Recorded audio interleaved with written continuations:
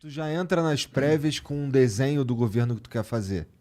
Ah, sim. Para mim está muito claro que é a prioridade do Brasil. Né? A primeira meta tem que ser enfrentamento à corrupção. Assim. O que é enfrentamento à corrupção? Você tem que usar a tecnologia para deixar ao máximo o governo de forma transparente, acessível para todo mundo poder acompanhar o que acontece. Da hora demais isso aí, só que é bem abrangente. Mas bem genérico. É uma luta pela que eu sempre tive. Né?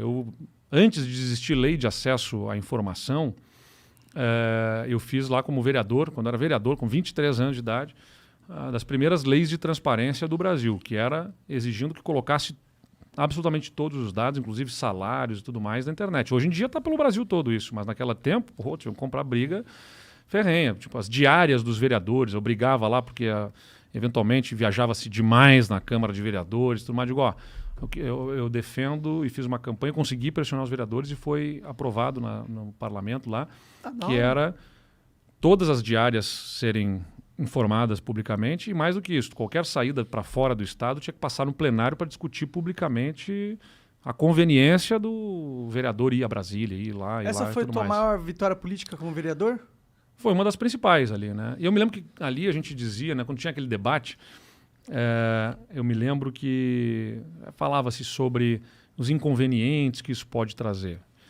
Aí eu peguei uma frase que é atribuída aí a um juiz da Suprema Corte Americana, lá do início do século passado, que dizia: não existe melhor desinfetante que a luz do sol. Quando uma coisa está cheirando mal, o que você faz? Bota todo mundo ver. Bota no sol, né? Bota ali as claras. Então, o primeiro passo para combate à corrupção tem que ir ao extremo da transparência. Né? Gosto disso, concordo. Então, a minha determinação lá, o que mais pode ser feito, e você tem que ter dados abertos para que qualquer pessoa possa, um cara entrar lá, não só ver as informações, como ele possa baixar aquelas informações para ele trabalhar aqueles dados como ele quiser, para lançar numa planilha de Excel lá e, quero ver por valor, quero ver por assim, quero ver assim, quero cruzar com outras informações, que é permitir ter dados abertos. Então, enfim, acho que esse é um Isso é primeiro perfeitamente constitucional, não tem... Sim. E tem já está resolvido, assim. Já. Aí tinha uma discussão sobre... mas o salário do servidor, né? Isso gera um constrangimento, isso fere a intimidade, a privacidade dele. Porra, o cara é servidor público. Eu dizia o seguinte, cara, o que ele faz com o dinheiro dele é dele. Sim. Não precisa saber, ninguém quer saber. Mas o patrão tem que saber quanto que paga pro funcionário. Exatamente. Então, até a hora que vai entrar o dinheiro na conta dele, esse dinheiro é público, entendeu? Então, a hora que fez o contra-cheque e tudo mais, esse dinheiro é público, a gente tem que saber. É bom pro próprio servidor, porque se tem um colega de trabalho que está ganhando indevidamente alguma coisa porque foi apadrinhado de um ou de outro, é bom para escancarar essas distorções também. Deve entendeu? ser muito difícil propor algo nesse sentido como presidente da República. Não, mas eu acho que você tem que ir empurrando na direção certa, entendeu? Você vai expandindo os limites aí do que era impossível, vai virando possível, cada vez você vai empurrando. Mas tá bem, então, mas a corrupção em si é importante, não é o grande mal, mas é um dos grandes males, tem que ser enfrentado. E aí, mas tá bem, vamos enfrentar a corrupção. Mas o que as pessoas querem de verdade?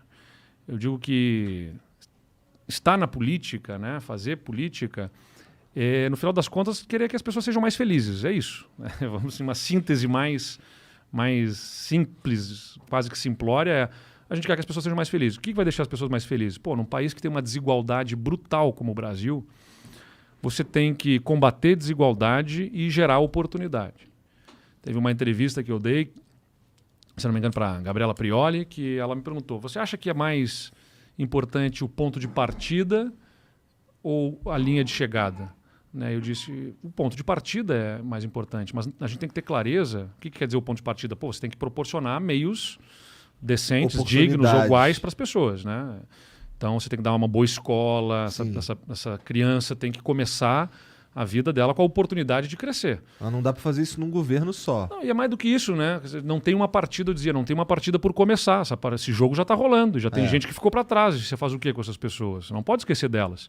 Então, num país como o Brasil, que tem uma desigualdade gigantesca, o Estado tem um papel, sim, de inclusão e promoção com programas de políticas públicas, de transferência de renda, de programas de habitação, de investimento nas periferias para a gente melhorar a oportunidade e estender a mão para quem já ficou lá para trás.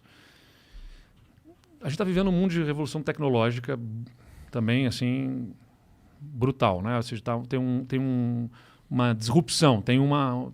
É a quarta revolução industrial, Total. tá vindo a inteligência artificial, robótica avançando pra caralho, todos os empregos aí estão sendo automatizados, advogado não vai ser mais advogado, porque vai ser tudo automático. Então você está trazendo o ponto que eu sempre também elenco aí como importante. A primeira revolução industrial lá, se você for olhar pela revolução industrial foi uma forma também simplória de ver, uma máquina, né, que tirou o emprego do artesão lá. Sim. Só que era fácil você pegar aquele artesão e capacitá-lo para que ele fosse para uma linha de produção, virar um operário para apertar um parafuso, né, para fazer uma tarefa repetidas vezes. O cara ia ficar lá fazendo uma tarefa repetidas vezes numa linha de produção. Só que o que a gente está vivenciando agora é que essa vaga de emprego desse operário está sendo tirada por um robô, né? Então tem um robô ali no lugar dele. Esse operário muitas vezes virou o quê? Motorista de aplicativo. Só que ali na frente o carro vai virar autônomo. Então essas pessoas, né, elas vão ficar cada vez mais à margem. Então tem duas coisas aqui que a gente precisa fazer. Primeiro, garantir que as novas gerações tenham as capacidades, as habilidades, a competência que esse novo mundo vai exigir delas. O que esse novo mundo vai exigir delas? O que vai se abrir de oportunidade? Né? Lá foi pegar o artesão e capacitar para ir para a linha de produção. Agora as vagas de emprego surgem para programadores, para ser codificador, analistas de dados, sistemas, gráfico, designers, exatamente. Analista, um monte de coisa. Bom, YouTuber. Isso, exatamente, também, né? Mas tudo isso exige habilidades, competências mais sofisticadas. Sim, né? tem que ter um entendimento de sociedade bem moderno. Exato. Que é difícil porque a gente tem uma população que está envelhecendo e que ela não vai se modernizar. Aí você pega um ponto que é fundamental. Em primeiro lugar, a população está envelhecendo. E o Brasil está com a sua população envelhecendo. O nosso bônus demográfico, né? Está acabando. Está acabando. Então a gente vai ter cada vez menos jovens e mais pessoas de mais idade, para não chamar de mais velhos. A velhice custa caro, ela tem que ser sustentada, você tem que ter... Custa caro, não estou reclamando de idosos aqui, não. O que eu estou dizendo Mas o você idoso... tem que ter saúde, sistema de saúde, previdência, né? Isso é natural. Você tem que sustentar. Então a gente não tem o direito de envelhecer antes de enriquecer. Tem que gerar riqueza nesse país. Só que para gerar riqueza, a gente tem que aumentar a produtividade. O país tem que ser capaz de produzir mais. Só que como é que a gente faz para produzir mais se a gente vai ter menos gente no mercado de trabalho, né? E que o mercado de trabalho está mudando profundamente. Então você tem que ter capacitação dessa mão de obra para o que o mundo vai exigir. E o que é essa capacitação da mão de obra? Você tem que ter especialmente lá em todas as etapas de ensino, mas eu vejo uma prioridade também para o ensino médio, que tem que ter uma condição mais profissionalizante, entendeu? Um ensino técnico. Cara, que não precisa buscar na Dinamarca, na Noruega, na Finlândia. Tem bons exemplos no Brasil. E está no novo ensino médio, inclusive. Só que a lentidão e a falta de coordenação nacional... Quem está nos assistindo, muita gente não sabe o nome do ministro da Educação. Pode saber do da Saúde, fala da pandemia. Do meio para os outros. Por uma infelicidade ainda, né? Por tantos problemas aí. Mas, cara, nosso ministro da Saúde está em quarentena, porque pegou Covid. Fora do país, né? Caralho, é impressionante. Não, mas também pode acontecer pegar Covid, né? Mas a questão... Acho que pode acontecer. Não cara, tem problema, tá né? bom. Ele é ministro da Saúde, então ele é imune? Não, cara, é que o ministro da Saúde... Ele é um cara que, em tese, porra... Tinha que se cuidar. Tinha que se cuidar, pá. Mas o que o cuidado reduz, mas não elimina totalmente a para de puxar o saco do cara. Não tô puxando saco. Não tô puxando saco. Não, mas uma série de pessoas. Eu tive também Mas o Covid, também me cuidando e tal, mas... Pô, né, você reduz a possibilidade de, mas não elimina 100%. O foda é ele mostrar o dedo meio pras pessoas na rua. O que ele é? Um moleque... 14 anos. Mas, Monark, só para voltar na questão vamos voltar. da educação... Na verdade, a gente estava falando não, eu digo assim, ó, como é que você... Né, Não tem a coordenação nacional para a implantação desse novo ensino médio. Isso não está acontecendo no Brasil. Não tem coordenação nacional entendeu? pra porra nenhuma. Pois é. Então isso tem que ser prioridade. Tem que melhorar a oportunidade, porque senão, a cada dia que passa, é menos possibilidade de a gente conseguir incluir essas novas gerações para esse novo mercado de trabalho. Isso é urgente. É urgente. Isso é urgente. Mas eu sabe o que eu tenho medo? Que talvez seja impossível. Porque a Revolução Industrial 4.0, quando ela vier mesmo, de verdade, quando tiver robôs que são capazes de fazer a mesma coisa que um ser humano é capaz de fazer, e ainda com uma inteligência artificial que é mais capaz que um ser humano médio consegue fazer, mas aí... como que você vai capacitar as pessoas para... Eu acho que tem que ser... Sei lá, eu fico pensando se talvez uma renda básica universal Não, seja também, acho que é um necessário. caminho, você vai ter que discutir sem dúvida nenhuma isso. Só que, inclusive, para fazer. Então, você está trabalhando nas duas frentes que eu estou falando. Vou chamar você para discussão do plano de governo. Aí depois que já. Ó, A gente chama aqui você. vou a gente falar para o discute ao Aode, vivo. que é o cara que me ajuda a coordenar as discussões de conteúdo. Mas aí o que a gente tem que pensar? Preciso gerar oportunidades com agilidade. Só que como é que você gera oportunidade também se você tem boa parte dessa população extremamente pobre, né? Que aí entra a questão do combate à desigualdade. 17 milhões de crianças no Brasil estão dentro de regras internacionais, né, na análise do poder de compra dessas crianças, dessas famílias, né, estão abaixo da linha de pobreza entendido para um país como o Brasil. Tá? 17 milhões vivem com menos de R$460 por mês per capita, tá? De poder de compra. Então, a gente precisa combater fortemente a pobreza infantil. Por que eu estou falando da pobreza infantil? Porque o país tem mecanismos de proteção das pessoas de mais idade. Não estou dizendo que proteja bem, mas tem mecanismos de proteção. Entendeu? Você tem, por exemplo, nunca contribuiu para a Previdência, mas vai receber o benefício de prestação continuada, sim, de um salário mínimo e tudo mais. Então, a própria Previdência, o próprio sistema de Previdência é proteção para os mais velhos e tudo mais. Mas você não protege as crianças devidamente, entendeu? Não tem, e aí, se essa criança não tem a renda, a família suficiente, ela vai estar certamente com problemas de diversas ordens, né?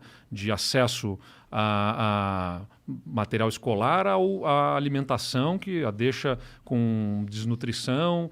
Ela não compete em condições minimamente leais para poder crescer na vida. Vou te fazer uma pergunta um pouco cruel. Isso não seria um incentivo perverso para as pessoas terem mais filhos? Não, mas aí você tem mecanismos para evitar isso. Não vai ter filho para poder ganhar uma bolsa. Não, não é assim, gente. Vai sim, vai não pra é caralho. assim. Não, Não é assim. é uma pergunta. Eu entendo o ponto assim de pra vocês. sua família, pra Não, minha família, não. na miséria máxima. Mas você tem mecanismos para você poder corrigir isso, evitar. Agora não é porque isso, então vamos abandonar, vamos. Não, pelo amor Entendeu? de Deus. Você não pode pensar o seguinte, não vou ajudar crianças porque senão eu vou estar incentivando famílias pobres a terem filhos. Você não pode. Eu fico na dúvida se o Estado tinha que fazer políticas públicas tão fragmentalizadas e focadas. Eu acho que talvez ele tivesse que fazer políticas públicas mais universais e que cumprissem a mesma função. Mas, Monarca, aí eu não vou conseguir.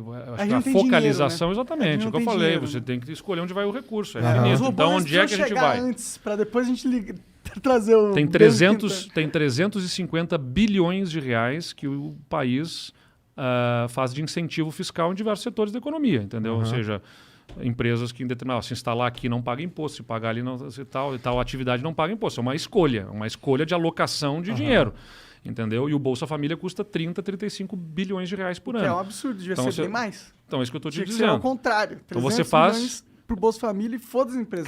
Você não consegue ganhar dinheiro? Então fala. Não estou defendendo foda-se as empresas, não. Acho que também não é assim. Eu acho que as o Estado empresas tem que garantir que a empresa vá bem.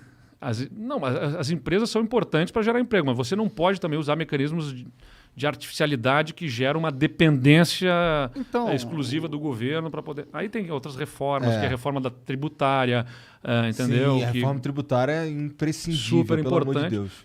Porque tem dois custos na parte da tributação: o do imposto em si e o da complexidade do imposto. Sim. Porque você vive sob a incerteza, né? Então, vamos dizer, você tem uma fábrica de travesseiros, e travesseiro tem um tipo de imposto, e a almofada tem outro tipo de imposto. Estou pegando um exemplo, mas que nem é assim, sim. mas enfim.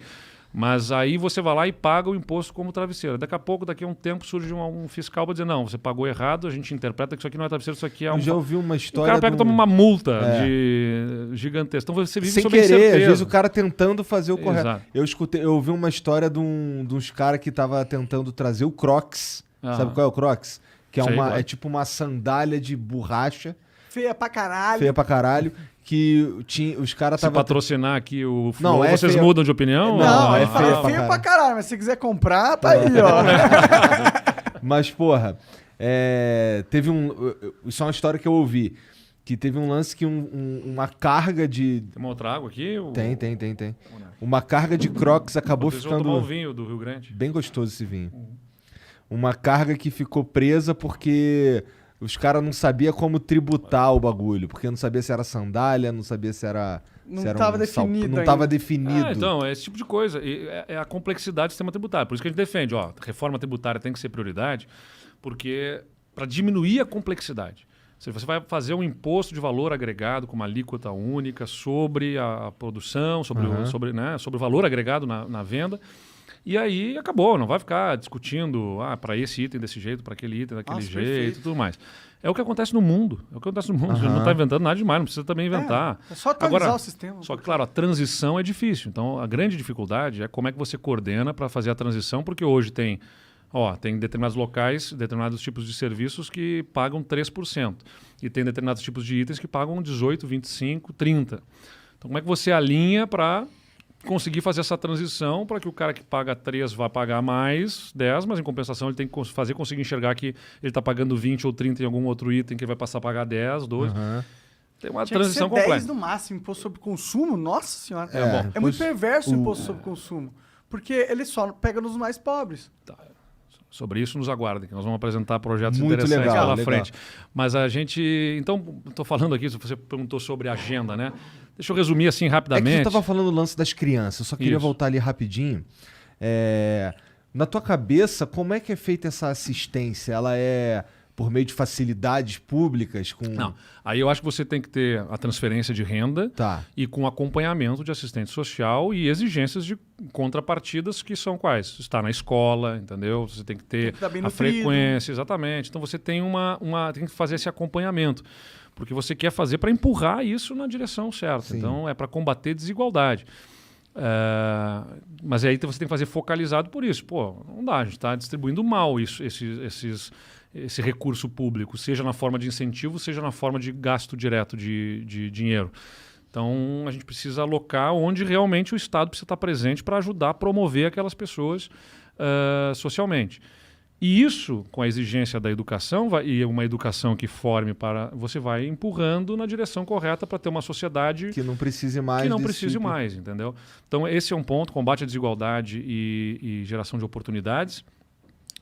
Falamos aqui de reforma tributária, reforma administrativa para reduzir o custo do próprio governo.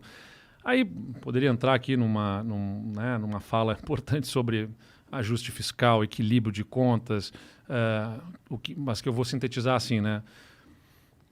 Como é que o país se financia? Como é que ele paga suas contas? Já vai para 8 anos, 9 anos que o país não fecha as contas, né? Desde 2013. Desde 2013 o país termina gastando mais do que arrecada, que é o chamado déficit primário. Então, como é que ele faz isso? Ele se financia se endividando. Ele emite títulos da dívida e vai... Só que a trajetória da dívida sobre o PIB, né, ela vai aumentando, já vai batendo em 100%, que é o tamanho, tipo, a dívida do país está do tamanho da nossa economia. E com essa trajetória aumentando, o país vai ficando com risco de não pagar suas contas. Se ele tem risco de não pagar suas contas, menos gente vai querer comprar títulos, a não ser que os juros sejam mais altos. Entendeu? Então o país vai levantando, acabou de levantar juros agora mais um pouco, vai levantando juros por 2 motivos. Porque ele quer combater a inflação, e para combater a inflação ele precisa fazer com que menos dinheiro circule na economia, e de outro lado ele precisa se financiar. E o cara pode comprar títulos de outros países que são mais seguros, só vai comprar daqui, que é pelo nosso histórico que é ruim, né? O histórico do país é ruim. Não é um governo sozinho que determina esse histórico, mas o governo é determinante para gerar uma percepção de credibilidade, né? De que vai cumprir as regras e tudo mais. Então aí os juros são definidos aí. Tem mais risco. Esse país está se endividando muito, não vai pagar a conta. Ele está me pedindo para comprar um título dele que ele vai me pagar daqui a 10 anos e vai me remunerar não o suficiente para cobrir o risco que eu tenho. Risco é custo. Essa é uma lição. Aí o governo pega, solta um monte de título com juros baixos, ninguém compra e fala, fudeu, tem que subir o título. E aí vai subindo juros. Só que quando sobe juros, o dinheiro fica mais caro no mercado. E se fica mais caro, a empresa que quer ampliar o seu negócio não amplia porque o custo do dinheiro está baixo. Então, aumentar juros vai impactar na economia, vai impactar no emprego. O Brasil já estava com projeção para o ano que vem. Esse ano vai crescer uns 5%. Lá no Rio Grande do Sul a gente vai crescer de 10% a 12% esse ano, a economia hora, lá. Não, tem um movimento super... Se você pegar de 2019 para cá, o Brasil cresceu 1,5%, já descontado o que perdeu na pandemia. O Rio Grande do Sul, além da pandemia, teve uma estiagem, a gente perdeu boa parte da safra de soja, que é bem importante na economia do Estado. Mesmo assim, a gente cresceu 3 vezes mais que o Brasil. Foi 4,7% o crescimento desde janeiro de 2019 até o final do primeiro semestre deste ano. A gente deve crescer uns 12% nesse ano em relação ao ano passado. Mas enfim, estou trazendo para vocês que o Brasil vai crescer 5% e no ano que vem a projeção do crescimento começou, no início desse ano falava-se em 3% no ano que vem, aí baixar para 2,5% a projeção, baixar para 2%, agora já tem banco falando que vai ser 1%. Eita. E já tem gente falando em estagflação, que é estagnação com inflação, que é um cenário crítico, porque as coisas estão subindo de preço e a economia não está crescendo. E por que isso acontece? Porque, como eu falei, você vai tendo, a curva de juros vai subindo, o racionamento de energia, que também limita a capacidade de produção, porque fica tudo mais caro. Enfim, é um efeito cascata de uma série de problemas estruturais do país. Tem um outro problema muito forte também, que está aumentando os preços pra caralho, que é não vale a pena vender dentro do mercado nacional. Eu vou exportar pro dólar, o dólar tá valorizado pra caralho, tem muito gringo com dinheiro aqui, eu vou exportar o meu produto com suor aqui pro brasileiro que vai pagar metade? Quanto essa porra? Vou exportar pro gringo. O que isso acontece? Escassez de produto aqui. E aí eleva os preços. Só que você não pode botar barreiras também, porque isso gera não, mas sabe o que outros tá problemas, né? O Brasil foi totalmente desindustrializado. Exato. Vou fazer... Como é? Desindustrializado. Fala lentamente. Desindustrializado. Assim. Olha só. Uma voz aveludada. Assim, né? E o problema é, a gente só vai conseguir corrigir essa distorção quando valer a pena para vender no mercado interno.